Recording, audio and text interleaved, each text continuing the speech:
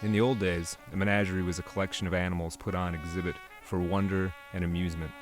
Often they were animals from the region, an elk, say, or a bear. But sometimes in the cage was a creature far stranger.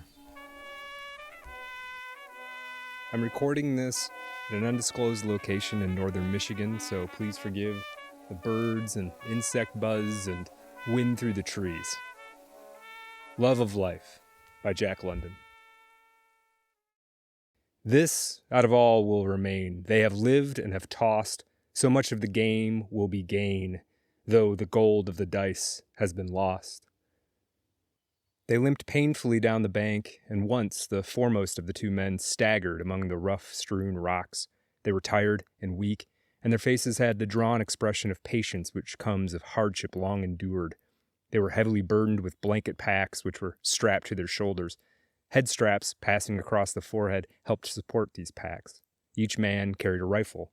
They walked in a stooped posture, the shoulders well forward, the head still farther forward, the eyes bent upon the ground. "I wish we had just about 2 of them cartridges that's layin' in that cache of ourn," said the second man. His voice was utterly and drearily expressionless. He spoke without enthusiasm, and the first man, limping into the milky stream that foamed over the rocks, vouchsafed no reply. The other man followed at his heels. They did not remove their footgear, though the water was icy cold, so cold that their ankles ached and their feet went numb. In places, the water dashed against their knees, and both men staggered for footing. The man who followed slipped on a smooth boulder, nearly fell, but recovered himself with a violent effort, at the same time uttering a sharp exclamation of pain. He seemed faint and dizzy, and put out his free hand while he reeled, as though seeking support against the air. When he had steadied himself, he stepped forward, but reeled again and nearly fell. Then he stood still and looked at the other man, who had never turned his head. The man stood still for fully a minute, as though debating with himself. Then he called out, "I say, Bill, I've sprained my ankle."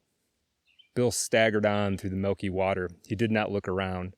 The man watched him go, and though his face was expressionless as ever, his eyes were like the eyes of a wounded deer. The other man limped up the farther bank and continued straight on without looking back. The man in the stream watched him. His lips trembled a little, so that the rough thatch of brown hair which covered them was visibly agitated. His tongue even strayed out to moisten them. "Bill!" he cried out. It was the pleading cry of a strong man in distress, but Bill's head did not turn. The man watched him go, limping grotesquely and lurching forward with stammering gait up the slow slope toward the soft skyline of the low-lying hill. He watched him go till he passed over the crest and disappeared. Then he turned his gaze and slowly took in the circle of the world that remained to him, now that Bill was gone. Near the horizon, the sun was smoldering dimly, almost obscured by formless mists and vapors, which gave an impression of mass and density without outline or tangibility. The man pulled out his watch, the while resting his weight on one leg. It was 4 o'clock, and as the season was near the last of July or 1st of August, he did not know the precise date within a week or two. He knew that the sun roughly marked the northwest. He looked to the south and knew that somewhere beyond those bleak hills lay the Great Bear Lake. Also, he knew that, in that direction, the Arctic Circle cut its forbidding way across the Canadian Barrens. This stream in which he stood was a feeder to the Coppermine River, which in turn flowed north and emptied into Coronation Gulf and the Arctic Ocean. He had never been there, but he had seen it once on a Hudson Bay Company chart. Again, his gaze completed the circle of the world about him. It was not a heartening spectacle. Everywhere was soft skyline. The hills were all low-lying. There were no trees, no shrubs, no grasses, naught but a tremendous and terrible desolation that sent fear swiftly dawning into his eyes. "Bill?" he whispered once and twice. "Bill?" He cowered in the midst of the milky water, as though the vastness were pressing in upon him with overwhelming force, brutally crushing him with its complacent awfulness. He began to shake as with an ague fit, till the gun fell from his hand with a splash. This served to rouse him. He fought with his fear and pulled himself together, groping in the water and recovering the weapon. He hitched his pack farther over on his left shoulder so as to take a portion of its weight from off the injured ankle. Then he proceeded, slowly and carefully, wincing with pain, to the bank. He did not stop. With a desperation that was madness, unmindful of the pain, he hurried up the slope to the crest of the hill over which his comrade had disappeared, more grotesque and comical by far than that limping, jerking comrade. But at the crest he saw a shallow valley, empty of life. He fought with his fear again, overcame it, hitched the pack still farther over on his left shoulder, and lurched on down the slope. The bottom of the valley was soggy with water, which the thick moss held sponge-like close to the surface. This water squirted out from under his feet at every step, and each time he lifted a foot, the action culminated in a sucking sound as the wet moss reluctantly released its grip. He picked his way from muskeg to muskeg and followed the other man's footsteps along and across the rocky ledges which thrust like eyelets through the sea of moss. Though alone, he was not lost. Farther on, he knew he would come to where dead spruce and fir, very small and weazened, bordered the shore of a little lake, the Tichin-Nichili in the tongue of the country, the land of little sticks. And into that lake flowed a small stream, the water of which was not milky. There was rush grass on that stream, this he remembered well, but no timber, and he would follow it till its first trickle ceased at a divide. He would cross the divide to the first trickle of another stream, flowing to the west, which he would follow until it emptied into the river Dees, and here he would find a cache under an upturned canoe and piled over with many rocks. And in this cache would be ammunition for his empty gun, fish hooks and lines, a small net, all the utilities for the killing and snaring of food. Also he would find flour, not much, a piece of bacon, and some beans.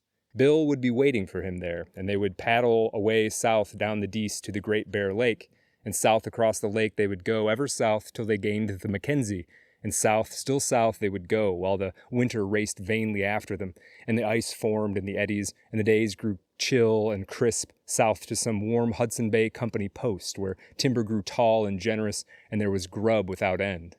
These were the thoughts of the man as he strove onward, but hard as he strove with his body, he strove equally hard with his mind, trying to think that Bill had not deserted him, that Bill would surely wait for him at the cache. He was compelled to think this thought, or else there would not be any use to strive, and he would have lain down and died.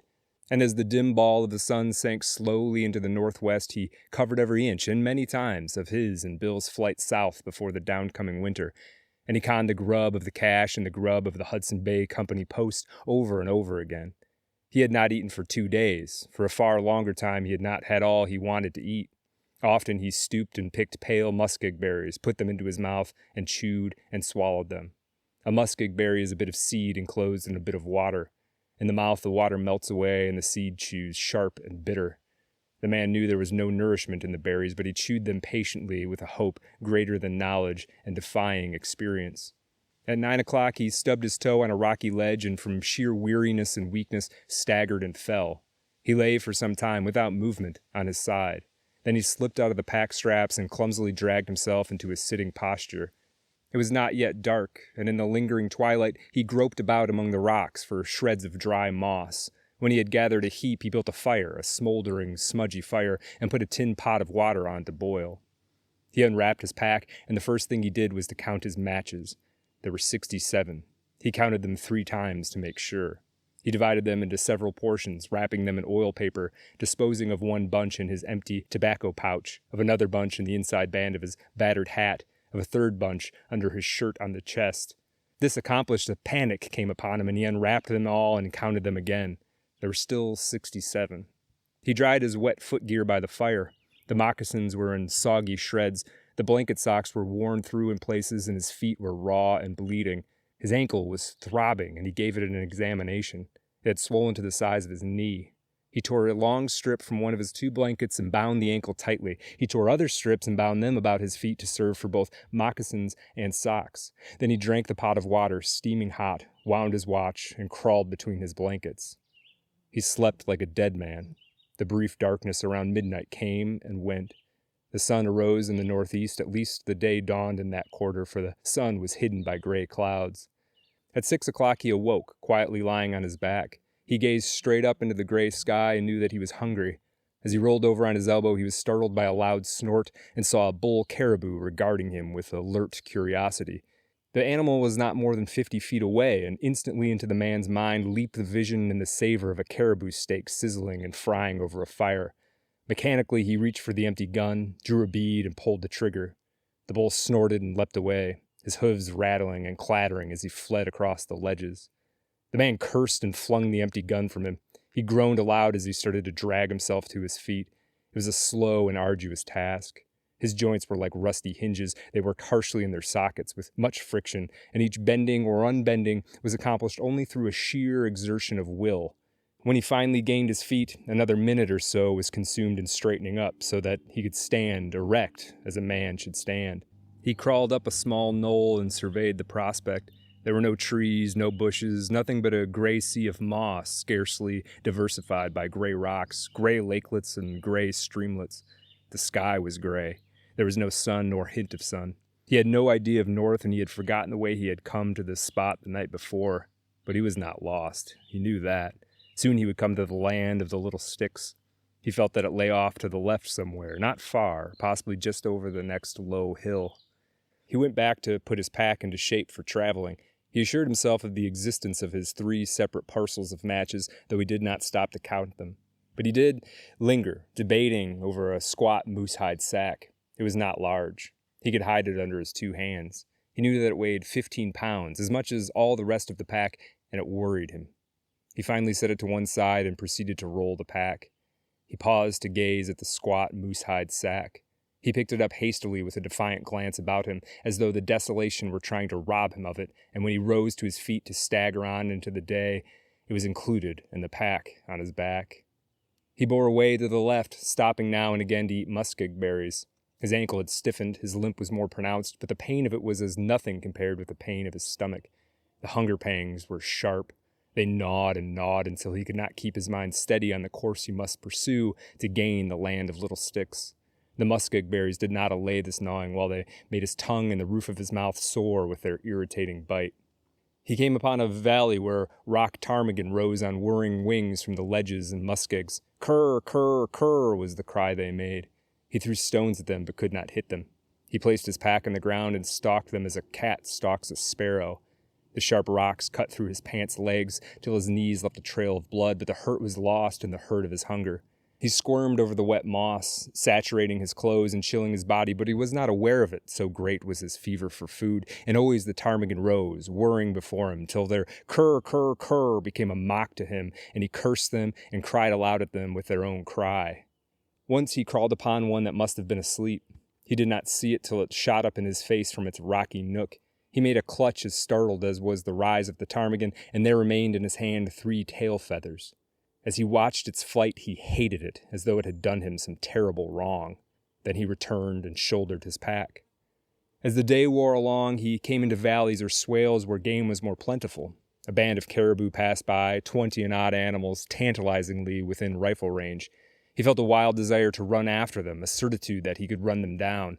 A black fox came toward him, carrying a ptarmigan in his mouth. The man shouted. It was a fearful cry, but the fox, leaping away in fright, did not drop the bird. Late in the afternoon, he followed a stream, milky with lime, which ran through sparse patches of rush grass. Grasping these rushes firmly near the root, he pulled up what resembled a young onion sprout no larger than a shingle nail. It was tender, and his teeth sank into it with a crunch that promised deliciously of food. But its fibers were tough. It was composed of stringy filaments saturated with water, like the berries, and devoid of nourishment. He threw off his pack and went into the rush grass on hands and knees, crunching and munching like some bovine creature. He was very weary and often wished to rest, to lie down and sleep, but he was continually driven on, not so much by his desire to gain the land of little sticks as by his hunger. He searched little ponds for frogs and dug up the earth with his nails for worms, though he knew in spite that neither frogs nor worms existed so far north. He looked into every pool of water vainly until, as the long twilight came on, he discovered a solitary fish the size of a minnow in such a pool. He plunged his arm in up to the shoulder, but it eluded him. He reached for it with both hands and stirred up the milky mud at the bottom. In his excitement, he fell in, wetting himself to the waist. Then the water was too muddy to admit of his seeing the fish, and he was compelled to wait until the sediment had settled.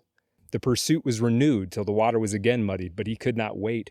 He unstrapped the tin bucket and began to bail the pool. He bailed wildly at first, splashing himself and flinging the water so short a distance that it ran back into the pool. He worked more carefully, striving to be cool, though his heart was pounding against his chest and his hands were trembling. At the end of a half an hour, the pool was nearly dry. Not a cupful of water remained, and there was no fish. He found a hidden crevice among the stones through which it had escaped to the adjoining and larger pool, a pool which he could not empty in a night and a day. Had he known of the crevice, he could have closed it with a rock at the beginning, and the fish would have been his. Thus he thought, and crumpled up and sank down upon the wet earth. At first he cried softly to himself, then he cried loudly to the pitiless desolation that ringed him around, and for a long time after he was shaken by great dry sobs. He built a fire and warmed himself by drinking quarts of hot water, and made camp on a rocky ledge in the same fashion he had the night before. The last thing he did was to see that his matches were dry and to wind his watch. The blankets were wet and clammy. His ankle pulsed with pain, but he knew only that he was hungry, and through his restless sleep he dreamed of feasts and banquets, and of food served and spread in all imaginable ways. He awoke chilled and sick. There was no sun. The gray of earth and sky had become deeper, more profound. A raw wind was blowing, and the first flurries of snow were whitening the hilltops. The air about him thickened and grew white while he made a fire and boiled more water. It was wet snow, half rain, and the flakes were large and soggy. At first they melted as soon as they came in contact with the earth, but ever more fell, covering the ground, putting out the fire, spoiling his supply of moss fuel. This was a signal for him to strap on his pack and stumble onward, he knew not where. He was not concerned with the land of little sticks, nor with Bill and the cache under the upturned canoe by the river Dease. He was mastered by the verb to eat. He was hunger mad. He took no heed of the course he pursued, so long as that course led him through the swale bottoms. He felt his way through the wet snow to the watery muskeg berries and went by feel as he pulled up the rush grass by the roots. But it was tasteless stuff and did not satisfy. He found a weed that tasted sour, and he ate all he could find of it, which was not much, for it was a creeping growth, easily hidden under the several inches of snow. He had no fire that night, nor hot water, and crawled under his blanket to sleep the broken hunger sleep. The snow turned into a cold rain. He awoke many times to feel it falling on his upturned face. Day came, a gray day, and no sun. It had ceased raining. The keenness of his hunger had departed. Sensibility, as far as concerned the yearning for food, had been exhausted. There was a dull, heavy ache in his stomach, but it did not bother him so much. He was more rational, and once more he was chiefly interested in the land of little sticks and the cache by the river Dease. He ripped the remnant of one of his blankets into strips and bound his bleeding feet. Also, he re-cinched the injured ankle and prepared himself for a day of travel. When he came to his pack, he paused long over the squat moose-hide sack, but in the end it went with him. The snow had melted under the rain, and only the hilltops showed white. The sun came out, and he succeeded in locating the points of the compass, though he knew now that he was lost. Perhaps in his previous days' wanderings he had edged away too far to the left. He now bore off to the right to counteract the possible deviation from his true course. Though the hunger pangs were no longer so exquisite, he realized that he was weak. He was compelled to pause for frequent rests when he attacked the muskeg berries and rushgrass patches. His tongue felt dry and large, as though covered with a fine hairy growth, and it tasted bitter in his mouth. His heart gave him a great deal of trouble. When he had traveled a few minutes, it would begin a remorseless thump, thump, thump, and then leap up and away in a painful flutter of beats that choked him and made him go faint and dizzy. In the middle of the day, he found 2 minnows in a large pool. It was impossible to bail it, but he was calmer now and managed to catch them in his tin bucket. They were no longer than his finger, but he was not particularly hungry. The dull ache in his stomach had been growing duller and fainter. It seemed almost that his stomach was dozing. He ate the fish raw, masticating with painstaking care, for the eating was an act of pure reason. While he had no desire to eat, he knew that he must eat to live. In the evening he caught 3 more minnows, eating 2 and saving the third for breakfast. The sun had dried stray shreds of moss, and he was able to warm himself with hot water. He had not covered more than 10 miles that day, and the next day, traveling whenever his heart permitted him, he covered no more than 5. But his stomach did not give him the slightest uneasiness. It had gone to sleep. He was in a strange country, too, and the caribou were growing more plentiful, also the wolves. Often their yelps drifted across the desolation, and once he saw 3 of them slinking away before his path. Another night, and in the morning, being more rational, he untied the leather string that fastened the squat moose-hide sack. From its open mouth poured a yellow stream of coarse gold dust and nuggets. He roughly divided the gold in halves, caching 1 half on a prominent ledge wrapped in a piece of blanket and returning the other half to the sack. He also began to use strips of the 1 remaining blanket for his feet. He still clung to his gun, for there were cartridges in that cache by the river Dease. This was a day of fog, and this day hunger awoke in him again. He was very weak and was afflicted with a giddiness which at times blinded him. It was no uncommon thing now for him to stumble and fall, and stumbling once he fell squarely into a ptarmigan nest. There were 4 newly hatched chicks, a day old, little specks of pulsating life, no more than a mouthful, and he ate them ravenously, thrusting them alive into his mouth and crunching them like eggshells between his teeth. The mother ptarmigan beat about him with a great outcry. He used his gun as a club with which to knock her over, but she dodged out of reach. He threw stones at her, and with one chance shot broke a wing. Then she fluttered away, running, trailing the broken wing, with him in pursuit. The little chicks had no more than whetted his appetite. He hopped and bobbed clumsily along on his injured ankle, throwing stones and screaming hoarsely at times, at other times hopping and bobbing silently along, picking himself up grimly and patiently when he fell, or rubbing his eyes with his hand when the giddiness threatened to overpower him. The chase led him across swampy ground in the bottom of the valley, and he came upon footprints in the soggy moss. They were not his own, he could see that. They must be Bill's. But he could not stop, for the mother ptarmigan was running on. He would catch her first, then he would return and investigate. He exhausted the mother ptarmigan, but he exhausted himself. She lay panting on her side, he lay panting on his side, a dozen feet away, unable to crawl to her. And as he recovered, she recovered, fluttering out of reach as his hungry hand went out to her. The chase was resumed. Night settled down, and she escaped.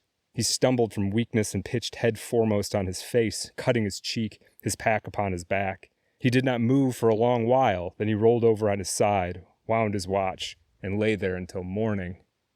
Another day of fog. Half of his last blanket had gone into foot wrappings. He failed to pick up Bill's trail, and it did not matter. His hunger was driving him too compellingly. Only, he wondered, if Bill, too, were lost. By midday, the irk of his pack became too oppressive. Again, he divided the gold, this time merely spilling half of it on the ground. In the afternoon, he threw the rest of it away, there remaining to him only the half blanket, the tin bucket, and the rifle. A hallucination began to trouble him. He felt confident that one cartridge remained to him. It was in the chamber of the rifle, and he had overlooked it. On the other hand, he knew all the time that the chamber was empty. But the hallucination persisted. He fought it off for hours, then threw his rifle open and was confronted with emptiness. The disappointment was as bitter as though he had really expected to find the cartridge. He plodded on for half an hour when the hallucination arose again, and again he fought it, and still it persisted, till for very relief he opened his rifle to unconvince himself. At times his mind wandered farther afield, and he plodded on, a mere automaton, strange conceits and whimsicalities gnawing at his brain like worms. But these excursions out of the real were of brief duration, for ever the pangs of the hunger bite called him back. He was jerked back abruptly once from such an excursion by a sight that caused him nearly to faint. He reeled and swayed, doddering like a drunken man to keep from falling. Before him stood a horse. A horse! He could not believe his eyes. A thick mist was in them, intershot with sparkling points of light. He rubbed his eyes savagely to clear his vision, and beheld not a horse, but a great brown bear. The animal was studying him with bellicose curiosity. The man had brought his gun halfway to his shoulder before he realized. He lowered it and drew his hunting knife from its beaded sheath at his hip. Before him was meat and life. He ran his thumb along the edge of his knife. It was sharp. The point was sharp. He would fling himself upon the bear and kill it. But his heart began its warning thump, thump, thump. Then followed the wild upward leap and tattoo of flutters, the pressing as of an iron band about his forehead, the creeping of the dizziness into his brain. His desperate courage was evicted by a great surge of fear. In his weakness, what if the animal attacked him? He drew himself up to his most imposing stature, gripping the knife and staring hard at the bear. The bear advanced clumsily a couple of steps, reared up, and gave vent to a tentative growl. If the man ran, he would run after him. But the man did not run. He was animated now with the courage of fear. He too growled savagely, terribly, voicing the fear that is to life germane and that lies twisted about life's deepest roots. The bear edged away to one side, growling menacingly, himself appalled by this mysterious creature that appeared upright and unafraid, but the man did not move. He stood like a statue till the danger was past, when he yielded to a fit of trembling and sank down into the wet moss.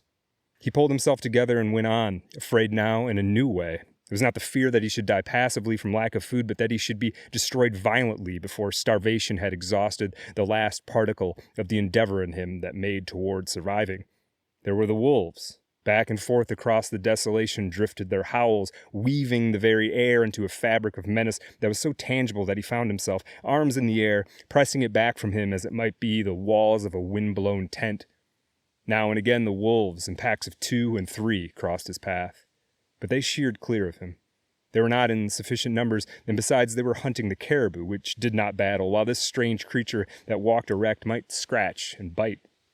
In the late afternoon he came upon scattered bones where the wolves had made a kill. The debris had been a caribou calf an hour before, squawking and running and very much alive. He contemplated the bones, clean picked and polished, pink with the cell life in them which had not yet died. Could it possibly be that he might be that ere the day was done? Such was life, eh? A vain and fleeting thing. It was only life that pained. There was no hurt in death. To die was to sleep. It meant cessation, rest. Then why was he not content to die? But he did not moralize long. He was squatting in the moss, a bone in his mouth, sucking at the shreds of life that still dyed it faintly pink. The sweet, meaty taste, thin and elusive almost as a memory, maddened him. He closed his jaws on the bones and crunched. Sometimes it was the bone that broke, sometimes his teeth. Then he crushed the bones between rocks, pounded them to a pulp, and swallowed them. He pounded his fingers, too, in his haste, and yet found a moment in which to feel surprise at the fact that his fingers did not hurt much when caught under the descending rock. Came frightful days of snow and rain. He did not know when he made camp, when he broke camp. He traveled in the night as much as in the day.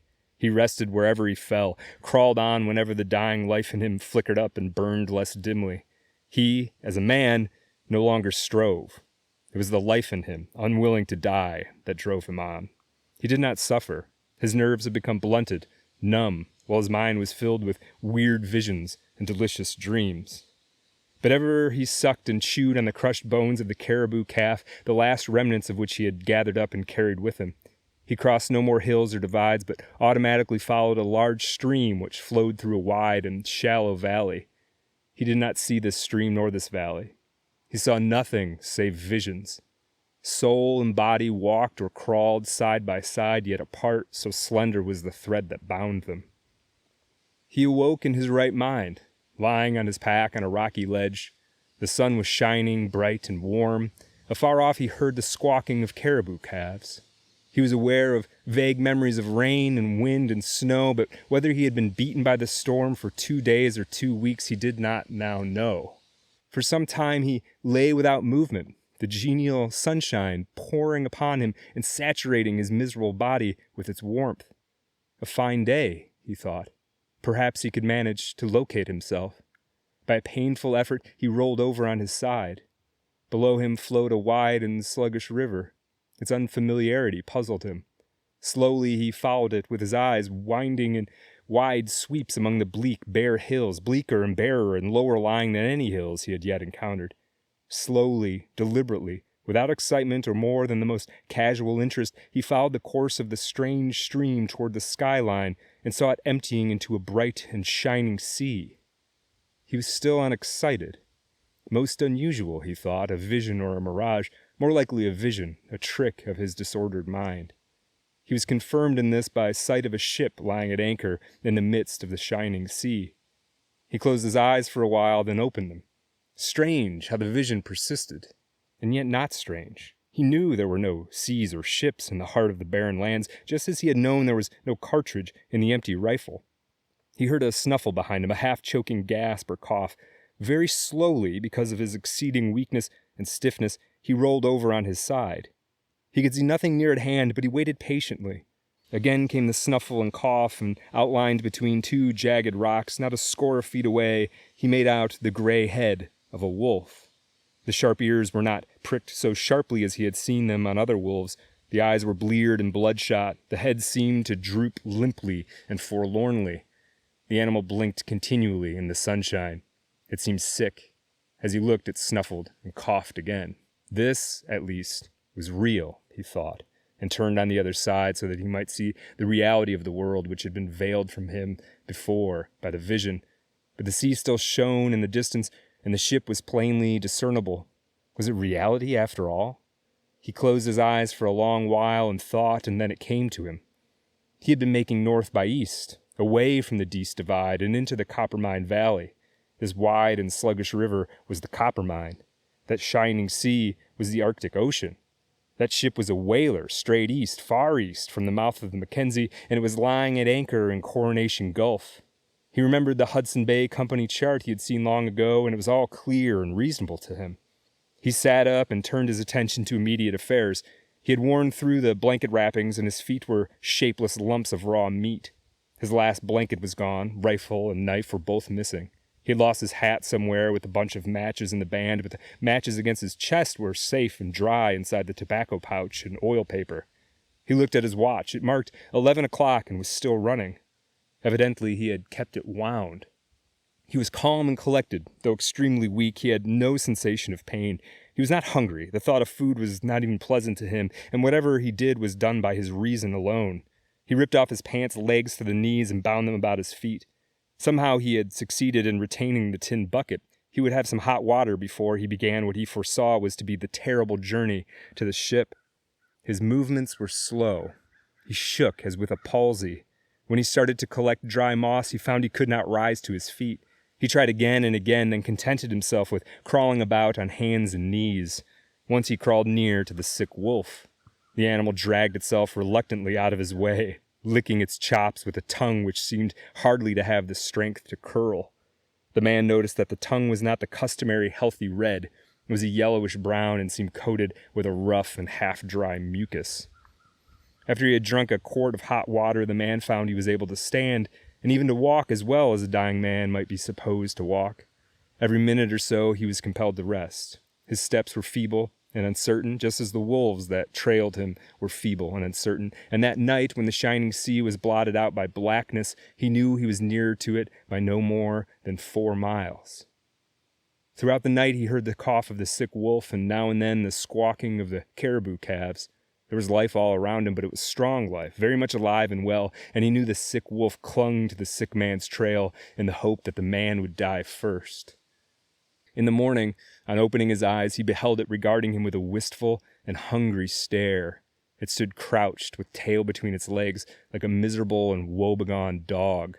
It shivered in the chill morning wind and grinned dispiritedly when the man spoke to it in a voice that achieved no more than a hoarse whisper. The sun rose brightly, and all morning the man tottered and fell toward the ship on the shining sea. The weather was perfect. It was the brief Indian summer of the high latitudes. It might last a week. Tomorrow or next day it might be gone. In the afternoon the man came upon a trail. It was of another man who did not walk, but who dragged himself on all fours. The man thought it might be Bill, but he thought in a dull, uninterested way. He had no curiosity. In fact, sensation and emotion had left him. He was no longer susceptible to pain. Stomach and nerves had gone to sleep. Yet the life that was in him drove him on. He was very weary, but it refused to die. It was because it refused to die that he still ate muskeg berries and minnows, drank his hot water, and kept a wary eye on the sick wolf. He followed the trail of the other man, who dragged himself along, and soon came to the end of it, a few fresh-picked bones where the soggy moss was marked by the footpads of many wolves. He saw a squat moose-hide sack, mate to his own, which had been torn by sharp teeth. He picked it up, though its weight was almost too much for his feeble fingers. Bill had carried it to the last. Ha ha! He would have the laugh on Bill. He would survive and carry it to the ship in the shining sea. His mirth was hoarse and ghastly, like a raven's croak, and the sick wolf joined him, howling lugubriously. The man ceased suddenly. How could he have the laugh on Bill if that were Bill? If those bones, so pinky white and clean, were Bill? He turned away. Well, Bill had deserted him, but he would not take the gold, nor would he suck Bill's bones. Bill would have, though, had it been the other way around. He mused as he staggered on. He came to a pool of water. Stooping over in quest of minnows, he jerked his head back as though he had been stung. He had caught sight of his reflected face. So horrible was it that sensibility awoke long enough to be shocked. There were 3 minnows in the pool, which was too large to drain, and after several ineffectual attempts to catch them in the tin bucket, he forbore. He was afraid, because of his great weakness, that he might fall in and drown. It was for this reason that he did not trust himself to the river astride one of the many drift logs which lined its sand spits. That day he decreased the distance between him and the ship by 3 miles, the next day by 2, for he was crawling now as Bill had crawled, and the end of the 5th day found the ship still 7 miles away and him unable to make even a mile a day. Still, the Indian summer held on, and he continued to crawl and faint, turn and turn about, and ever the sick wolf coughed and wheezed at his heels. His knees had become raw meat like his feet, and though he patted them with the shirt from his back, it was a red track he left behind him on the moss and stones. Once, glancing back, he saw the wolf licking hungrily his bleeding trail, and he saw sharply what his own end might be, unless he could get the wolf. Then began as grim a tragedy of existence as was ever played. A sick man that crawled, a sick wolf that limped, 2 creatures dragging their dying carcasses across the desolation and hunting each other's lives. Had it been a well wolf, it would not have mattered so much to the man, but the thought of going to feed the maw of that loathsome and all but dead thing was repugnant to him. He was finicky, his mind had begun to wander again, and to be perplexed by hallucinations, while his lucid intervals grew rarer and shorter. He was awakened once from a faint by a wheeze close in his ear. The wolf leaped lamely back, losing its footing and falling in its weakness. It was ludicrous, but he was not amused, nor was he even afraid. He was too far gone for that. But his mind was for the moment clear, and he lay and considered. The ship was no more than 4 miles away. He could see it quite distinctly when he rubbed the mists out of his eyes, and he could see the white sail of a small boat cutting the water of the shining sea. But he could never crawl those 4 miles. He knew that, and was very calm in the knowledge. He knew that he could not crawl half a mile, and yet he wanted to live. It was unreasonable that he should die after all he had undergone. Fate asked too much of him, and, dying, he declined to die. It was stark madness, perhaps, but in the very grip of death he defied death, and refused to die. He closed his eyes and composed himself with infinite precaution. He steeled himself to keep above the suffocating languor that lapped like a rising tide through all the wells of his being. It was very like the sea, this deadly languor that rose and drowned his consciousness bit by bit. Sometimes he was all but submerged, swimming through oblivion with a faltering stroke, and again, by some strange alchemy of soul, he would find another shred of will and strike out more strongly. Without movement, he lay on his back, and he could hear, slowly drawing near and nearer, the wheezing intake and output of the sick wolf's breath. It drew closer, ever closer, through an infinitude of time, and he did not move. It was at his ear. The harsh, dry tongue grated like sandpaper against his cheek. His hands shot out, or at least he willed them to shoot out. The fingers were curved like talons, but they closed on empty air. Swiftness and certitude required strength, and the man had not this strength. The patience of the wolf was terrible. The man's patience was no less terrible. For half a day he lay motionless, fighting off unconsciousness and waiting for the thing that was to feed upon him and upon which he wished to feed. Sometimes the languid sea rose over him, and he dreamed long dreams, but ever through it all, waking and dreaming, he waited for the wheezing breath and the harsh caress of the tongue. He did not hear the breath, and he slipped slowly from some dream to the feel of the tongue along his hand. He waited. The fangs pressed softly. The pressure increased. The wolf was exerting its last strength in an effort to sink teeth in the food for which it had waited so long. But the man had waited long, and the lacerated hand closed on the jaw. Slowly, while the wolf struggled feebly and the hand clutched feebly, the other hand crept across to a grip. 5 minutes later, the whole weight of the man's body was on top of the wolf. The hands had not sufficient strength to choke the wolf, but the face of the man was pressed close to the throat of the wolf, and the mouth of the man was full of hair. At the end of half an hour, the man was aware of a warm trickle in his throat. It was not pleasant. It was like molten lead being forced into his stomach, and it was forced by his will alone. Later, the man rolled over on his back and slept. There were some members of a scientific expedition on the whale ship Bedford. From the deck, they remarked a strange object on the shore. It was moving down the beach toward the water.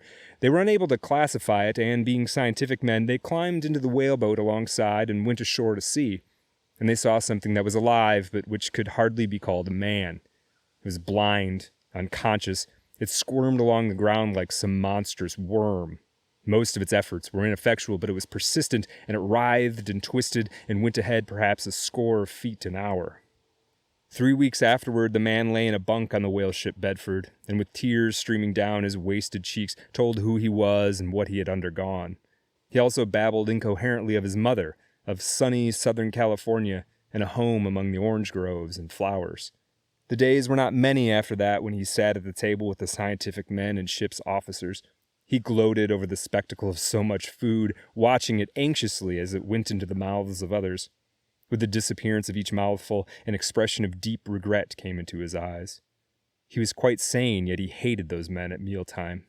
He was haunted by a fear that the food would not last. He inquired of the cook, the cabin boy, the captain, concerning the food stores. They reassured him countless times, but he could not believe them and pried cunningly about the lazarette to see with his own eyes. It was noticed that the man was getting fat. He grew stouter with each day. The scientific men shook their heads and theorized. They limited the man at his meals, but still his girth increased and he swelled prodigiously under his shirt. The sailors grinned. They knew, and when the scientific men set a watch on the man, they knew too. They saw him slouch forward after breakfast and like a mendicant with outstretched palm accost a sailor. The sailor grinned and passed him a fragment of sea biscuit. He clutched it avariciously, looked at it as a miser looks at gold, and thrust it into his shirt bosom. Similar were the donations from other grinning sailors. The scientific men were discreet. They let him alone, but they privately examined his bunk. It was lined with hardtack. The mattress was stuffed with hardtack. Every nook and cranny was filled with hardtack. Yet he was sane. He was taking precautions against another possible famine, that was all. He would recover from it, the scientific men said, and he did, ere the Bedford's anchor rumbled down in San Francisco Bay.